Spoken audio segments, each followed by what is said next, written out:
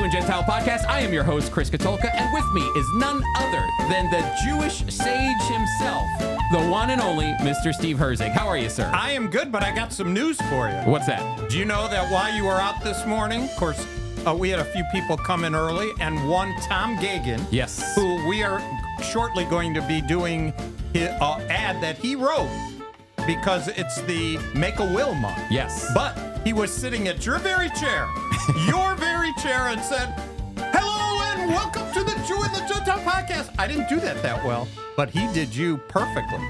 Well, welcome in. We need to have Tom come in. We need to have a runoff or face-off on the opening of the Jew and the Gentile podcast, and hear Tom Gagan do Chris Katolka. I'm actually very excited to get a break. I mean, he could come in, he could host. In fact, notice the rhythmic talk. We're going to be talking Jewish. He could come in. He can sit down. He can talk. We're already doing cantillations, which is a Jewish prayer. We'll come in, sit down, relax. He can go to the fridge. He can get a drink. To a drink. Get a snack. Don't be such a stranger. Zygazent, live and be well. He'd be perfect. He would be perfect. No, I got a phone call this morning at 7:30 in the morning just to show you how early. See, Steve makes it seem like I got in at maybe 10. This is 7 o'clock in the morning. I get a phone call from Steve, and I was too busy getting the kiddos together. And I call him back. He goes, "Oh, you missed it. We were in the podcast room, and Tom was imitating you." Tom was he had you down. We'll have to have him come. I'm ready to give him the job. You know, I'll just sit in the guest chair. You know what I mean? So, but it is Make a Will month. It's Make a Will month. Who does these things? Marketers. Did you grow up in school where they had an assembly? Wait a minute. It's Make a Will month. For a bunch of high school kids. Make sure your parents leave you in the will. That's right. No, I've never done that before. I never heard of such a thing. I think it's great. We're already finding out. Tom gave a report today, and we're already finding out that there's, surprise, surprise, people who they don't want to think about death and they don't want to think about any of that. But we've already seen that there are people responding and doing the right thing, being a good steward with God's resources. And after all that we have is really what he has. And so we're asking people, we're helping people be good stewards of when they pass on. Where do they want it to go? I'm just looking up here. I want to see if we can get a quick stat on, I wonder how many people don't have a will. That's a great question. We should have had Tom here opening up and telling us. While you're doing that, let me read the ad. You know, we had a contest. Yes, and I lost. No, you won. No, I'm trying to tell you. We did our phone number. We did our text, 424-444-1948. And we said text in and tell us who you think did it better. They didn't want to text in. I had people tell me, "Steve, you're a nice guy, but Chris is better at this." Well, that was not the official. We asked them to text in, and you, my friend, are the winner. Well, let me read this. Which I'm happy to. This is fantastic. Tom Gagan left this. He wrote it. We competed. I think you won. You think I won. Now we'll do the musical cantillations. Zygazun, live and be well. So here we are. Make a Will month. Is anything okay? Okay. Did you know? Now we're not talking about Emily Stone here. Did you know? Did you know? It's did you? Did know. you know? Okay, good. August is Make a Will month. This month, long event, is a time when all Americans are encouraged to create an estate plan to protect their assets and the people and organizations that they love. That's a very important sentence. 100%. Good stewards. The Friends of Israel has partnered with Free Will to enable you to write your legal will for free in as little as 20 minutes. So don't be late. It doesn't take long. Don't schmai around. Schmai. That's one of you got to write these down. They come into my head. There's not a lot going on up there. They come in. It's funny because 20 minutes. You have 20 minutes, you can make a will. Bada bing, bada boom. There you go. And you will have opportunity to include a legacy gift in your plans. That's the old evil. We have a reason why we want you to make a will. Where's the cards? Remember we did a whole episode and we talked about the cards that your wife gave us of the game, the kids game. Oh yeah, and it has the there it is. Oh, there Who is the bad guy? What's his name? Oh, the Yetzer Hara. The Yetzer Hara. Look, we want you to make a will. We want you to make a will because we want you to be good stewards. But yes, the Friends of Israel, in desiring to help you, don't be such a cheapskate. Give us a few dollars, you know? I like, you go right to it. Well, be nice. We're happy to help. You know how much it costs to do a will if you ask a lawyer? Minimum $500. Oh, really? Oh, I didn't know that. Yeah. But we're not interested in that. But if you if you have a little you can give, that'd be great. So get started at foi.org/yourfreewill. That's all you have to do. Hey, can I tell you? Oh, sorry. There's still a little bit more. There is. That's right. Visit our plan giving website at partner.foi.org. That's partner.foi.org. You're really getting those dots in there. I want like to that. get the dots. Have you ever missed a dot in a going Can't to a miss website? the dot. You got it says will not go. I know. If there is not a dot in there, you have to have your dots now you in can order. leave off the http .. They don't it's care about amazing. that. You can get rid of that whole thing, But don't leave out the you dot. leave out the dot at the .com. That's boom, right. you're done. For ways to easily give stock cryptocurrency. Now that I'd like to see. That's right. Do any of our 7 I have listeners have crypto. crypto? I You have bought crypto? Oh, I bought some crypto. Now, do you know that I'm actually a multi-millionaire with a coin called Dogecoin?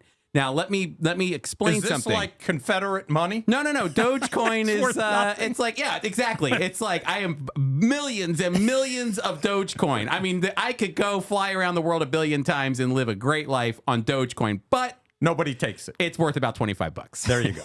All right. Or through donor advised funds and IRAs, as well as for info on charitable gift annuities. So, since I broke this paragraph up and nobody knows what I'm talking about, let me just say, get started at foi.org/yourfreewill. Also visit our plan giving website, partner.foi.org, for ways to easily give. And the link is right in the show notes if you want to click and get started. Hey, Steve, I found out 2021 poll from Gallup. Gallup's latest poll finds that slightly less than half of U.S. adults, 46%, have a will that describes how they would like their money and estate to be handled after their death. Less than half, and 46%. we're telling our 7 listeners, don't be so crazy. Get a will. Get a will. Trust me, I know that from family experience. You're going to want a will, and this is free. It's free. I mean, Free. How do we survive here at Friends of Israel? The podcast is free. FOI Equip is free. Bridges is free. It's free. It's all free. We're giving this stuff away. We got to find out the Yiddish word for free because that's it. It's free. Even the wills you do are free. Even the wills when you die, it's for free. That's right. You guys, just a fresh reminder, if you're listening, that the Jew and Gentile podcast is sponsored by FOI Equip. We had a fantastic time on Thursday night with Paul Scharf, Patriarchs and Presidents. Geneva Bible. Who would have thought? Who would have thought? Geneva Bible. Amazing. Our own Paul Scharf had a PowerPoint displaying the Geneva Bible, talking about the history and the effect that it had on our country. And it was the first study Bible, he said. But actually, Chris, I know it wasn't the first study Bible. That's true. The Jewish people came up with the first study Bible. Thousands of years I have ago. my Chumash. My Chumash is the Torah with the Hebrew on the top. And at the bottom, we had, of course, a rabbi. Mm-hmm. And rabbi, you interpret what he's saying. It's the before Schofield. Rashi. Rashi. Isn't it funny that Rashi and Ryrie are very close to one another? I never thought of that. It's the Ryrie of the Jewish people and it's the Rashi of the Christian people. Ryrie and Rashi. I am telling you, when I was doing my Chumash in Hebrew school, people were not looking at the top of the text and then looking at Rashi. They were looking at Rashi and then seeing if God had it right. It's true. I'm not kidding. No, I know you're not. By the way, when I went to Philadelphia College of Bible, I'm 2 years old in Christ. We're supposed to do research paper. I go to the library of I valued that education so much, and I'm looking at all the students. They're looking at the bottom of then the Schofield Bible they were using and checking God out on the top. 100%. And then people do that with the Ryrie Study Bible. In fact, when I went to PCB, Philadelphia College of Bible, which then became Philadelphia Biblical University, which then became Karen University, I remember we were in the library and I saw the original Scofield Bible with the notes from him written. It was in the library in the archives section. But again, that's the whole point of the Geneva Bible. It was very fascinating. This is stuff I didn't even realize, but the Geneva Bible was the Bible carried over by the Puritans to the New World, and they had notes written in it, and those notes talked about a future for the Jewish people and a future for Israel. That and how that played out in developing the politics of how the United States relates with Israel has itself embedded into the early history of our country. You know, the shame. There was a shame last week. I'll tell you what the shame was. We had 375 people register. Okay, that's nice. That's really free. good. That's good. But they didn't all show up. We want them to all show. What they missed out last week, they can get this week. That's right. Because Paul's back. And he really didn't get into the present. Paul's back, He's baby. back. I like the way you said that. He's back. He's back. And last week was foundational.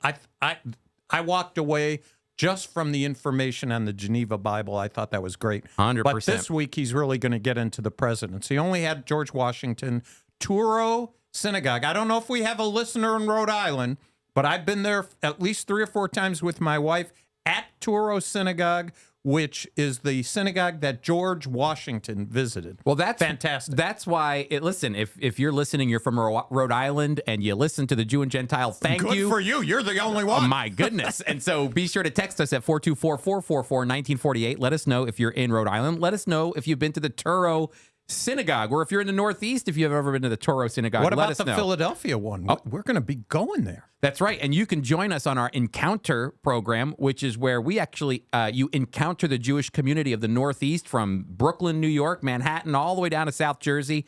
And we actually stopped by another synagogue that George Washington wrote to, Abraham Lincoln wrote to. All of these amazing presidents have written to over the history of our country, to one of the oldest synagogues that's pre-revolutionary in our country, called Mikveh Israel, with our dear friend Rabbi Gabai and Rabbi Joseph, who always invite us in, show us around. So if you're interested in learning more about how you can get involved and to engage and encounter the Jewish community, be sure to visit us at foi.org/encounter. All right, Steve. Fantastic. We got a lot going on. I think what we first have to do, Chris, we're doing music. Yes, we do. Jewish music. So we need to start off with the very basic music that Jew and Gentile. By the way, Chris, this is our 99th episode. It's crazy. And you know what they said? You and I said, this will last 10 times.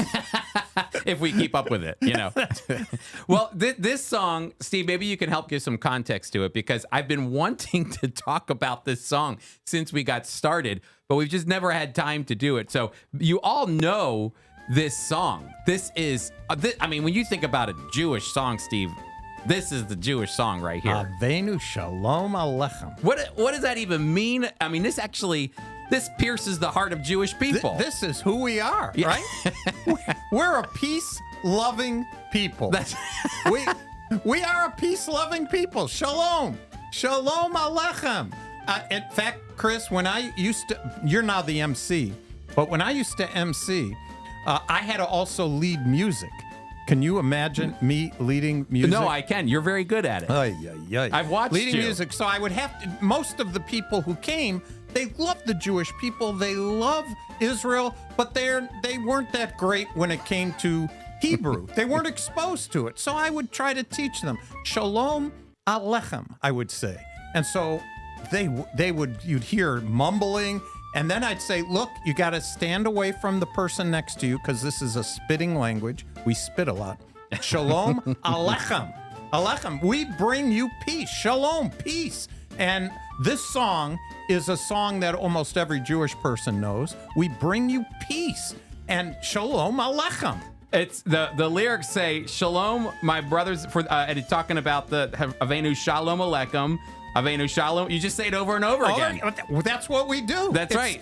There's some fast food places called 7-Eleven. They're, in and out places. 7 times. Alice calls that some of the music we sing today 7-Eleven music. It's 7 words sung 11 times. But Well, we invented that too. I mean, it's in, when we get to heaven, we're saying the same thing over and over together. Holy, holy, holy. And you know what I heard that already. I know. Okay? I know. But you know what we're going to say? But we need to tell you more. 100%. We cannot tell you enough. 100%. You are holy. But that's what Avenu Shalom Aleichem is the name of the opening song for the Jew and Gentile podcast. And it literally means we bring peace upon you. Peace, peace, peace. Shalom, shalom, shalom. And you just say it over and over again. Because look at us. You get two of us together, you get three opinions, but you get two of us together, you get a war.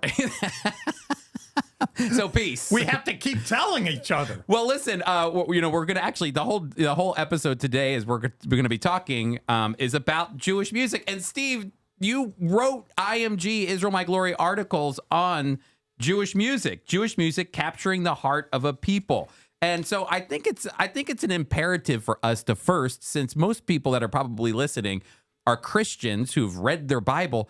Music goes back to the time of the scriptures. It's embedded in the scriptures. I mean, they are not just in the Psalms, but even in the prophets. They're writing in a poetic form. So music goes back to the scriptures, and I think that's something that you highlight in your piece here. I tried to, and back in the day when I first was saved, I sang in a group called the Mount of Olives. And they, believe it or not, they elected me the leader of the group. First of all, I wonder why. I can't play an instrument and I can't sing. That made me qualified to lead the whole group. Yeah. No, but you're like the band. You know that guy in the marching band that's not playing an instrument, but he's out front with the cape and he's going like this? That's you. You know? You're up there leading the way. You're excited. You're flipping your thing, all that, you know? But I think what's important, in 2 Samuel 23 and verse 1, King David, before he was king, but King David in 2 Samuel is called the sweet psalmist of Israel. Mm-hmm. The sweet psalmist of Israel. The Psalms are music. Yep. Chris, they're music. And, modern, in the church today, there are many Jewish composers, I guess, who take the Psalms and have put different music to it, written different music. It's a great way to remember. Do you know the great hymns that are sung? When my mother-in-law was actually dying, laying there, she had a stroke. I was able to sing to her, and she responded. She responded with her, she recognized the music. Mm-hmm. Music is such a powerful vehicle. We go to nursing homes, in my experience, and people who are, I don't mean this in a negative way, but there's people we would bring in their wheelchair. Their heads were down, their tongues were out, saliva was coming out of their mouth, and we started to sing hymns. They picked their head up. Mm-hmm. They knew the words. They responded to the music. It's a powerful vehicle, and the music that we have in the Bible centers around the temple, the holy temple, the presence of God, the whole idea of bringing worship to God. In fact, it's such a strong thing that when I was raised in the Orthodox synagogue, Chris, in the synagogue, you were not allowed to play any instrument. Interesting. None. Why is instruments, Jewish musicians, they're everywhere. We're going to talk about that.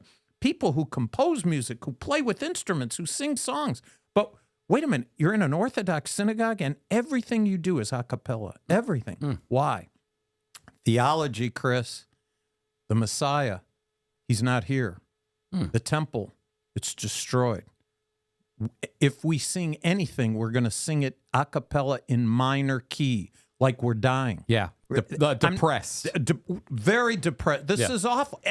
The idea of the Orthodox view of things is, okay, you're going to sing, but it's sad. Mm-hmm. Nothing could be full joy until the Messiah comes, until the temple is restored and the presence of God on the earth is back. Mm. And so now you go to a conservative or Reform synagogue. In fact, I knew people in my church when I was living in Chicago who were paid by the synagogue to go on the services, play and sing, because none of the Jewish people had good enough talent for that synagogue. I'm not kidding you. We have a representative in Perth, Australia, too, the Vigases, who go to synagogues, and he's a professional flute player. Oh, and he's she's fantastic. And he goes and he even partners with Jewish people, and they go around and they say you don't have to. We care about the quality of the music. We don't care who's doing it. And I've seen that. But for us, waiting for the Messiah, when Messiah comes, we can sing with full instrumentation. The only instrument I ever heard in the synagogue was a shofar. It's an instrument. Interesting. It's a shofar. That's the only one I ever heard. You know, going back to David, and I like that you talked about how the Psalms centered around the temple worship. You know, David's Psalms, whether they're Psalms of lament, there was lamenting Psalms, or Psalms of confidence, sharing his confidence in God, songs of repentance, like Psalm 51. Psalms of messianic psalms. They all centered, like you said, around the temple, and many of them became actual liturgy sung. They weren't just read in poetic form, but it was something that was sung out loud, and they would often be used for events like enthroning the king. That when the king of Israel would sit down, a new king would sit down, or the king of Judah, they would sing these psalms of enthronement that would go back to King David. So it very much became a part of their culture, their national identity, these psalms. And the Psalms today are the oldest prayer book, comprised prayer book that we have in the world. So they still live on to this very day as reminders of what David and other psalmists wrote. But then how they're pouring their heart out, how it became a part of Israel's national identity. It really drives the scriptures, and it's all done in a music form, which is just amazing. Well, listen to what I wrote. I can't believe I wrote it. I'm reading it. Listen to me. From 2003. It was David who organized the musicians into courses and instructed the leaders of the Levites to appoint musicians to perform as the Ark of the Covenant was moved from Obed-Edom's home to its proper place in Jerusalem. Wow. Could you imagine? All the pomp and the circumstance revolved around the ark and the moving of the ark, and the music must have been amazing. David leading the way. He was a musician and he was a conductor. You know, David was also not just a writer of lyric and a poet, but he played the lyre. And several years ago, when they were excavating Megiddo, they came across an etching, a Canaanite etching, that showed what a lyre from the scriptures would have looked like. And so they were able to rebuild a biblical lyre. And so you can actually see, number one, that the Canaanites had the same music. This wasn't just a Jewish, Israelite, lyre. We'll take the credit. Yeah, of course. The Jewish people can get the credit, but it was something that was used in many different cultures. And so this is called the lyre. And so they were able we have an example, don't we? We have an example. Do you remember the reason the lyre pops up is because Saul is tormented now. And so David is chosen just before he's anointed king to go and to soothe. Does this soothe? Wait till our 7 listeners get a load of this. If you want to hear some early Jewish music, here it is.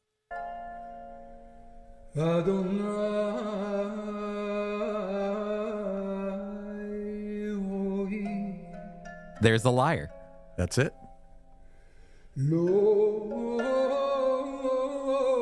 Do you sound like this guy? I don't sound like this guy, but if I was Saul, I'm already falling asleep. Anyway, the guy, I mean, he's talented. He's amazing. And the lyre, it is a soothing, it's a soothing thing. Today, there's people who buy those things so that, it's the ocean, or it's a river, or it's birds tweeting. Just take out the guy's voice, and he's good, but take that out and just listen to the lyre. Oh, yeah. Oh, you fall gently asleep. Well, the guy is think about it. So first he has to learn an ancient instrument. I don't even know how you tune that thing. How'd they figure that out? And then he sings beautifully as well. So anyway, that's what it would sound like when David was composing his psalms and then putting them to music as well. There is a rhythm, a format to how the poetry of the psalms would also be sung as well. So, do you know, music teaches us too, Chris? I know you're going to. Let me just read another part. It says, in the Torah, God commanded Moses to write a song and teach it to the children of Israel. The song's purpose, found in Deuteronomy 32, was to remind the Israelites of the unique place they hold under the watchful eye of the God of Abraham, Isaac, and Jacob. And it serves as a tool to teach Jewish history to the future generations. It's an amazing thing. Songs, they're multi-purpose. And in the Bible, music is so important. Who wrote that? Who wrote what? The article? Well, you just... Hey, I wrote it. I can't believe I wrote it. It sounds pretty good. No, it sounds fantastic. Look at you. It's fantastic. No, we're just teasing. A blind squirrel gets a nut every now and then, you know? All right, well, Steve, let's fast forward. We're going to go from David, and let's go up to, more. We were talking about the Orthodox upbringing that you had, but the Orthodox people, they might sing without instruments, but boy, the Hasidic have they have a joy about the singing that they do, which is really, you can feel it. They're very charismatic individuals. We're emotional, Chris. Yeah. So most of our 6, 7, maybe 8 listeners, we have had someone who say, I'm the 8th listener. Oh, yeah. So our listeners are probably familiar with Fiddler on the Roof. So look, pogroms brought my grandparents to the United States. It is serious business, Chris. It's horrible. The killing, the raping, the burning of the shtetls, horrible. But yet, when we think of Fiddler on the Roof, what do we think of? In the midst of all that, what does Tevye think about? He wants to be rich. Yeah. He's talking to God. He's talking to God in a musical way. Hey, it's no crime to be Jewish. I mean, to be rich. But wait, and I lost the line. But it's no great thing either. And so he starts singing a song. If I were a rich man. That's all day long I'd viddy. Notice how deep the song viddy viddy voo. If I was a wealthy man, he wouldn't have to work hard. All kinds of great things come out of music. well, and so in the Hasidic world, as they worship, they sing with an enthusiasm, and we actually have a little bit of music here where you hear it. They got to see the video. Please watch the video, because here are, I don't know, there are probably 40 Jewish guys around a table. Remember, the men Hasidic. have to be divided from the women in the Hasidic community. So these are all guys sitting together, and they are rapping. The lies.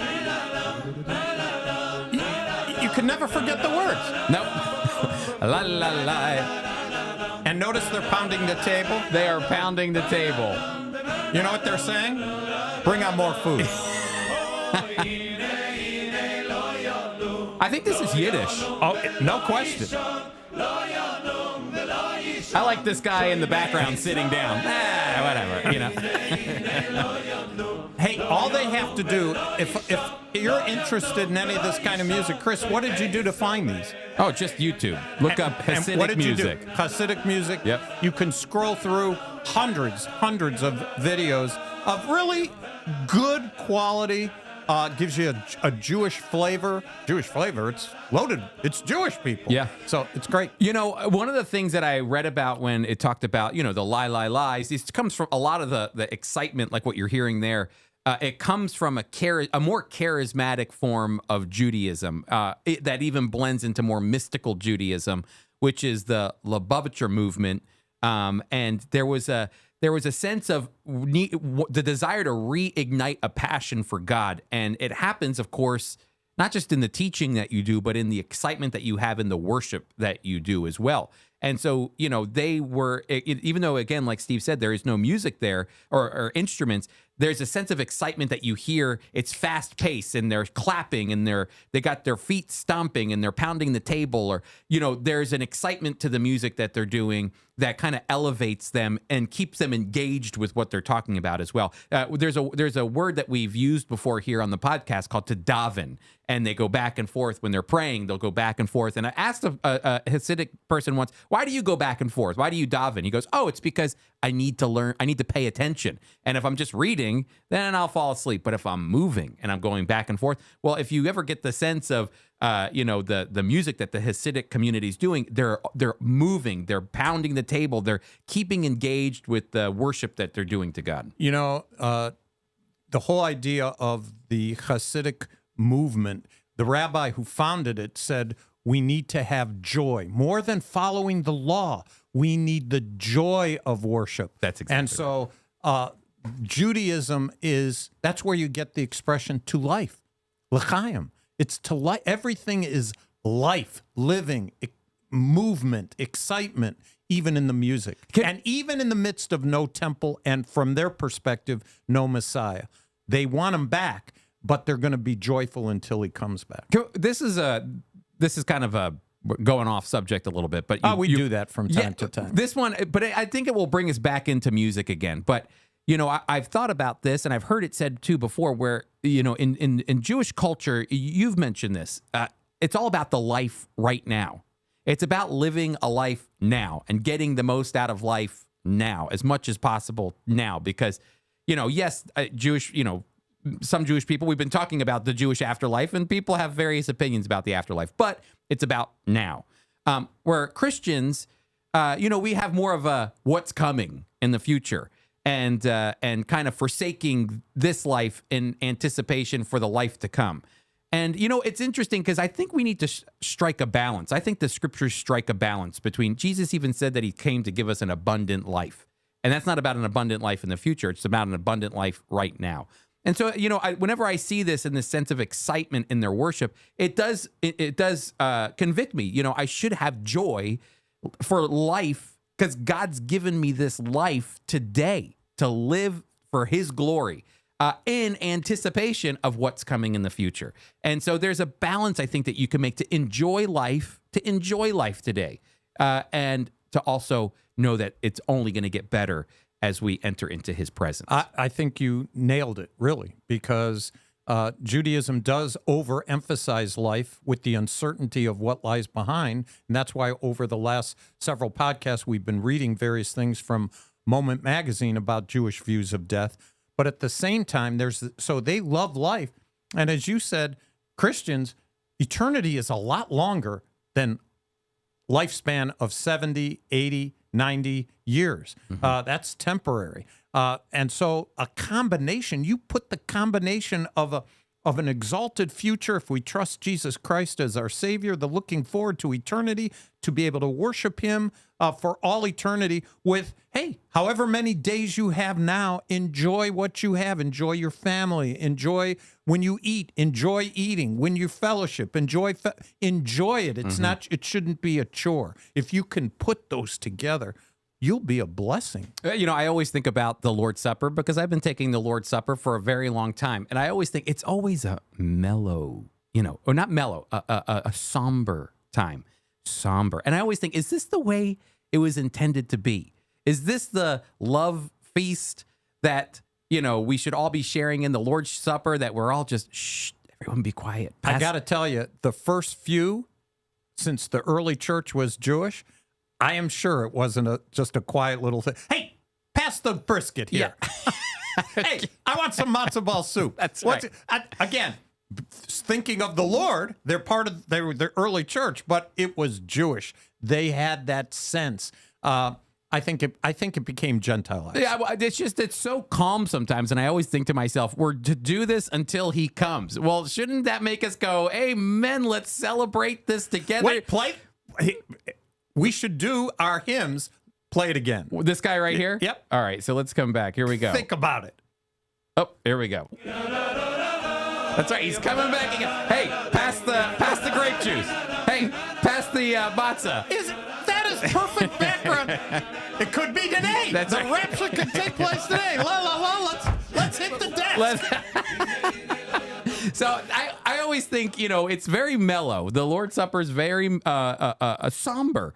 And there is a time where you're supposed to be taking into consideration and doing an evaluation and an inventory on your life. But until He comes. That's right. And then you go, he's coming. I'm forgiven. I'm forgiven. I'm saved. Let's all celebrate. And I always just think, okay, we're done now. And all right, Chris, at your next communion, when you're at your church, you're there with your family, right. They're passing the elements. Chris gets up and says, hey, why is everybody so somber? He's coming. La, la, la. Join with me, I'm everybody. Do this. They're going to start jumping in circles.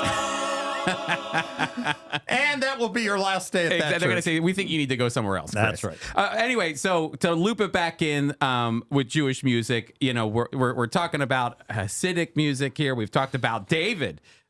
We've got a whole list, and we've got this list on our show notes as well. But Steve, we've got some famous Jewish singers. Now, Jewish music is different than Jewish singers or musicians. There's a difference. We talked about worship music and the davening, and that's worship music. But God has uniquely gifted many Jewish people. In his choosing them, there's always been a disproportionate percentage of Jewish people in so many of the fields that we have, whether it's science or medicine, including the arts. And so Tablet magazine, which is Jewish, it's more liberal, on the liberal side, but they gave the top 10 singers.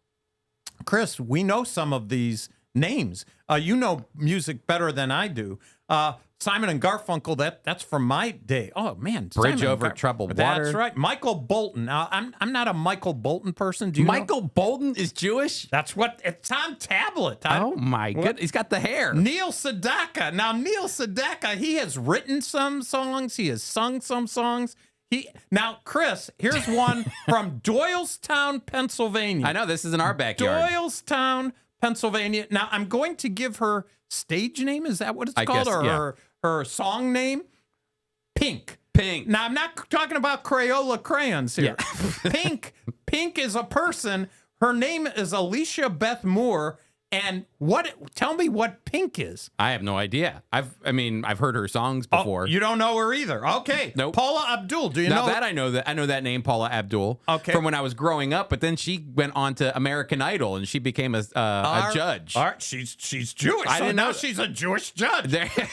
She couldn't get into the court, so now she's in music. Bada bing, bada boom. And Barry Manilow. Oh, that one's 100%.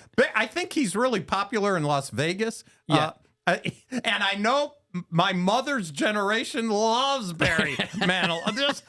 I can't think of any of the songs, but I used to hear him. My mother listened to. And Neil Diamond, Barbara Streisand, Billy Joel. Oh, number one, Barbara Streisand for sure, because she would wear her Judaism on her sleeve.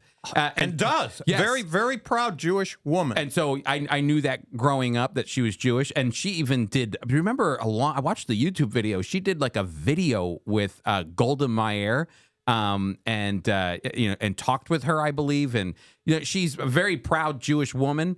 Neil Diamond, I knew, was Jewish. Gene Simmons from the band Kiss. When he puts his paint on his face. I didn't even know what he looked like. Yep. He had all that white stuff on his face. He's a funny guy. This one got me, Steve, because I grew up on this music because my dad introduced it to me. And I got sucked in right away, and I've been a fan ever since. Harry Connick Jr. He's on Jewish. the list. That blows my mind because my dad introduced me to his album 25, and I still listen to it. It's one of the best. But I didn't realize he was Jewish. That's hilarious. Now, I don't know what the qualifications are. That's under debate. We've talked about it on our podcast. According to rabbinic law, if the mother is Jewish, then you're Jewish. According to the Bible, it doesn't matter. Your father can be Jewish, and that makes you Jewish. Mm-hmm. So who knows what their criteria was, but these are all Jewish officially. So they could all get Israeli citizenship. That's what you're saying. I think so. Now, here's the thing, too, is Billy Joel, the piano man, I didn't realize that he was Jewish. I had no idea that he was Jewish. Here's some good ones, though. George Gershwin, that I knew he was Jewish. What a famous musician. All kinds of songs, musicals. Oh, just amazing. Leonard Bernstein. Yep. Oh, yep. And now here's one that's important because it ties back into our Encounter program that we were advertising earlier. Irving Berlin. Yep. Okay, so when you come with us on our trip to Brooklyn, Manhattan, Philadelphia, South Jersey, and you experience a Jewish community, we go to the American Jewish Museum in Philadelphia, which is right next to Independence Hall and the Liberty Bell. And sitting in there on the very first floor is Irving Berlin's piano, where he wrote the songs. I believe he did White Christmas. Yep. And a lot of those songs that us goys and the Easter parade. The Jewish guy wrote two of the most famous quote Gentile. I celebrate the birth of Christ and certainly the resurrection day, but it's a Jewish guy. Yes. White Christmas, Jewish. Of course. And we all I sing White Christmas during the Christmas season. But it's just, you can see his piano. You can walk right past it. Which brings us to an interesting story about klezmer music, Chris. Mm-hmm. Now, we don't have enough time to go through all that, but klezmer music is obviously in the category of Jewish music. And the clarinet is a big instrument, and the violin in klezmer music. So there's a joke we did last week, Jewish humor. Why is it that klezmer music has clarinet and violin? And what's the joke, Chris? I told it to you. Okay, now you're going to put it. Okay, so here it is. The joke is that, well, have you ever seen a Jewish person during the pogroms leaving their shtetl with a grand piano? 100%. It makes perfect sense. They got to walk out with their clarinet or their fiddle under Wait their... a minute. The Cossacks are coming. Wait, I got to get my piano. Hold on. Let me get my drum set. But a clarinet and a violin, boom, I'm out of here. They are out of there. Yeah, we actually have some klezmer music. Klezmer actually is an Ashkenazi Jewish tradition in music. That comes from Eastern Europe and, from, like you were saying, Russia. But it all stems from more of the Ashkenazi Jewish traditions with Yiddish. Yiddish is Ashkenazi. And Ladino is Sephardic. That's right. Ladino is the Sephardic language. Now, I don't know if they have a music. That would be interesting. Oh, they do. But I'm not that familiar. I should check it out. But, hey, I'm Ashkenazi. Well, yeah, that's right. You're like, what? I got enough trouble. I need to go to the other side. Well, wasn't it? You and I were talking about politics in Israel, and somebody even boiled it down and said, the problems in Israel right now are between the Ashkenazis and the Sephardics. It's true. Yeah, they're arguing. 100%. So there's a big cultural difference. And we'll have to ask Rabbi Gabai because he's Sephardic. That would be good. Be a great question. But klezmer music, which I'm sure our listeners are familiar with, maybe they don't know the name, but they'll definitely know the music, has that fiddle and that clarinet that just almost cries as it plays. And here's a little klezmer for you. I'm crying already. Sometimes it picks up and they get going. Oh, yeah. But I'm looking for some spaghetti here. It sounds like a little This Italian. sounds like Italian. That's right. It's too far east. All right, let's see if we can get them going. Fast forward a little, see what they got. There we go. There you go. Oh, they got a bass there? Now, that'd be hard to go. Yeah, that guy, when the Cossacks come, that guy's dead. Yeah, he's caught. It's not even close. Wait, let me get my bass. Leave it, buddy. Leave it. All right, so this is a little klezmer music from Beyond the Pale. Beyond the Pale. Now, that has all kind of geography and Jewish history.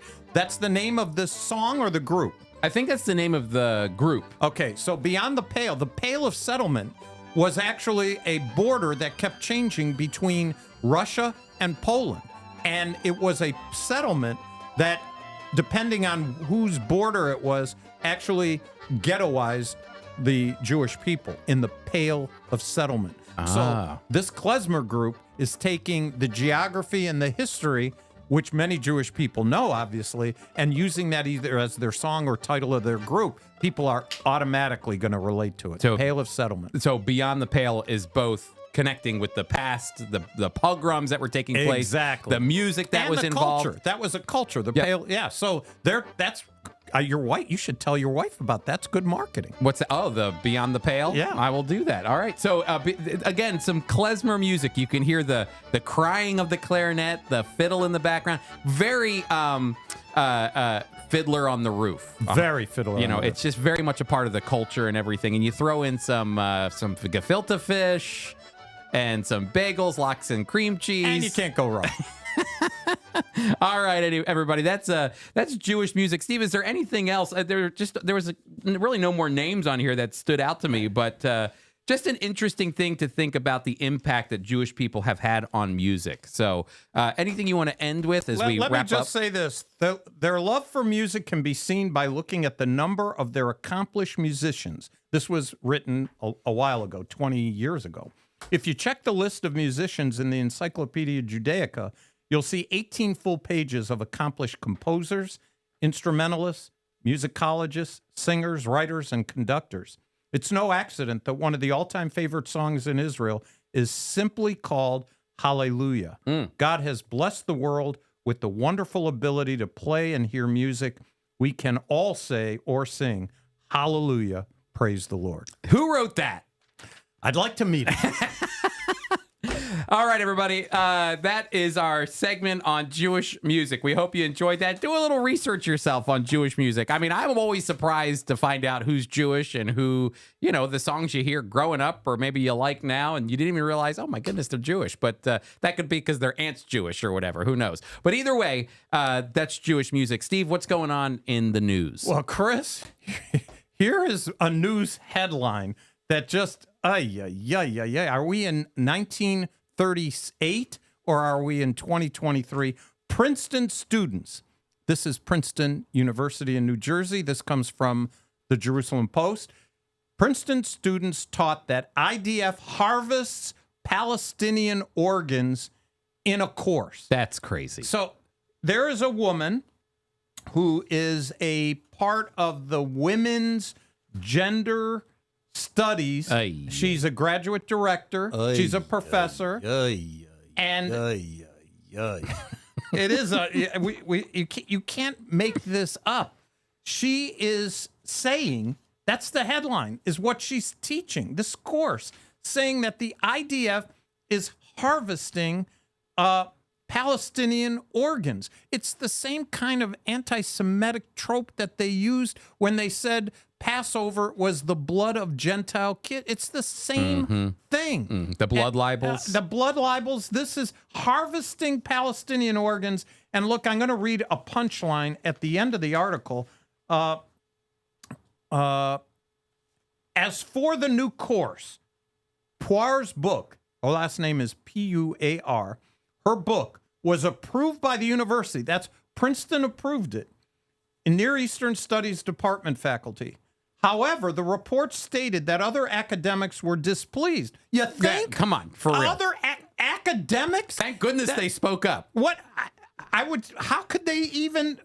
Anyway, I'd like to see academics get frustrated. Like, do they get upset, or do they put their bow tie on, and they go, "Excuse me." Well, here's how they get upset, Chris, because I love this. Because there's one quote here in the last paragraph, and so they're displeased with the course content, and it provided, quote, zero educational value.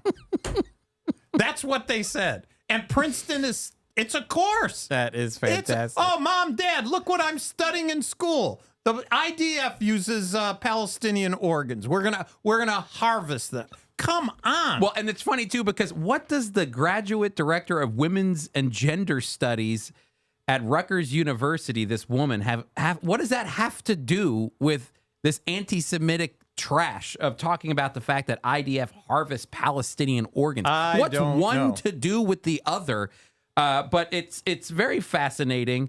It says its upcoming fall semester class, Decolonizing Trauma Studies from the Global South, will be included in the book The Healing Humanities, The Right to Maim by Jibber Puar. Its summary states that Israel is allegedly supplementing its right to kill with the right to maim, the report quoted. You know, Chris, we know for sure, not even a shadow of a doubt, there's video of it. A terrorist doesn't die. They are treated next to the victims. The Israelis and the Israeli government, and they value life. We talked about life. It doesn't matter whose life. Life is valuable. They'll even try to save the life of a terrorist. And yet Yet you have wasn't an article. the head of the person that they had to put back on? Wasn't that a Palestinian boy? Remember? That's right. It was decapitation. We couldn't believe, how could someone live decapitated? But it was an internal decapitation, and it was a Palestinian boy. And thank God for it. That's right. And they went to an Israeli hospital, and they got it all. Bada bing, bada boom, and there it is. Your head's back on. Oh, no, but as according to her, Israel is maiming everybody. Yeah, no, it's this, again, like you said, are we back in 1938? This is the kind of stuff that is made. And again, I was thinking about this the other day. We're paying for our kids to go to colleges where people are teaching this kind of nonsense. Do you want to know why people are questioning the Holocaust? They're questioning, not even just whether or not the Holocaust happened or not, but questioning numbers and history and facts. It's because they go to college, and this is the stuff they're taught in our colleges. And you know who's paying for it? We pay for it. We pay to send our kids to be indoctrinated, and then they come back and we wonder why. What happened? You know what happened? We sent them to listen to this lady talk about the fact that the IDF harvest Palestinian organs. That's such bogus. It's a lie. And yet, think about all the Princeton University. Think about the money you're sending. It's very prestigious. And then the kids come home. That's exactly right. And so, again, that's why we're dealing with issues of do you know why anti-Semitism is on the rise? It's because of this. Absolutely. But, Chris, we got some good news. To counter that. We got some good news. It comes from the field of sports.